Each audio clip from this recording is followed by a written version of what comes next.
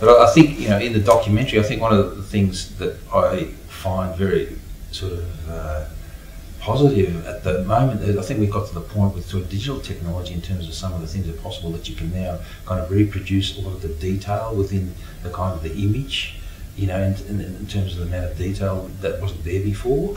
And that was sort of part of making this film, because Steven, came up with the idea of doing it as 4K. I mean, even though the film is completely disappearing from the scene, in a funny sort of way, the digital is able to contain some of its aspects much better than it used to. My value in black and white that I'd home processed, solarized, and some of it negative and positive. I was doing a splice every 4 frames over about 100 foot, and then I'd print sections of that, you know, and then I'd process it in different ways.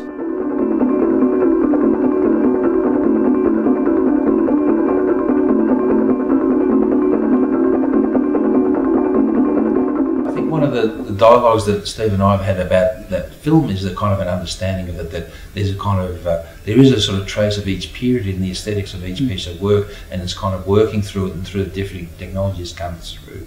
But then there's also the container, which is this film, which is kind of, like we said before, is this sort of moment when so the digital technology can embrace some of this earlier stuff in a different way, where it sort of, even though this still transforms the aesthetic in some of those clinical things that you said before, in a way that has more of what was there in the original, you know, in a way that's different than ever before. So I thought it was a good time to sort of, make a digital kind of, even though the film is kind of, a lot of it is just about talking about these things, even on a technical level, those same relationships between the way I'm being interviewed and the way those things are received inside the film, there's a parallel thing going on there.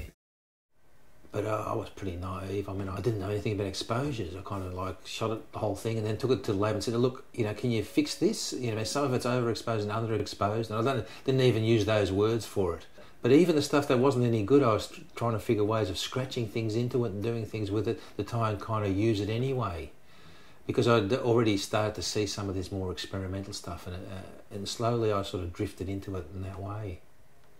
This sort of practice has opened up for me ways of looking at those things within our culture, which are often sort of covered over, and sort of an implicit language about how we implicitly communicate with each other, you know, in a country. And I think that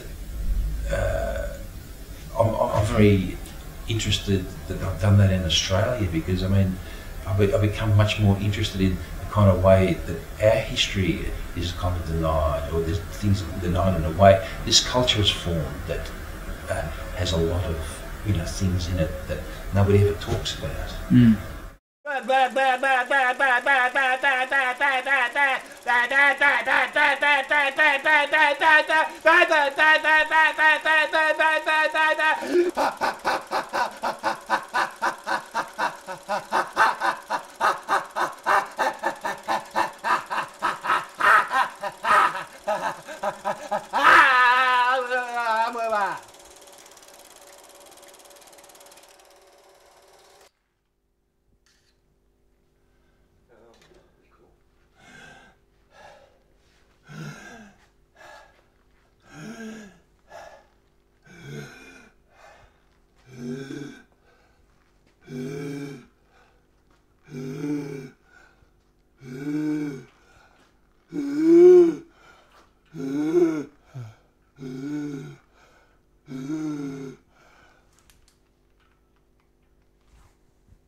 There's a lot of stuff that's been done by a lot of people, even in Australia and everything, that has kind of been lost already, you know.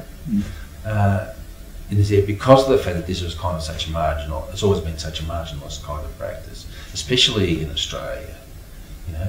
I kind of think that we're kind of working here on the margins of the margins, or outside the outside, or something like that. And you know, this documentary sort of magically formed out of my. The documentary is really a collaboration with Steven McIntyre. It's come magically kind of out of 3 or 4 years of sort of talking about these issues and trying to be more articulate politically about what has actually happened to me and to this kind of area over the last, over the 70s, 80s and 90s, to this sort of point now where it kind of returns. Their daily lives, taxes, the bag of nails on the back seat, a glass of milk, the outer cup, such an unconnected universe. The signs that technology has driven, pounded into the unconnected. And I'm so unconnected. I need to find myself again.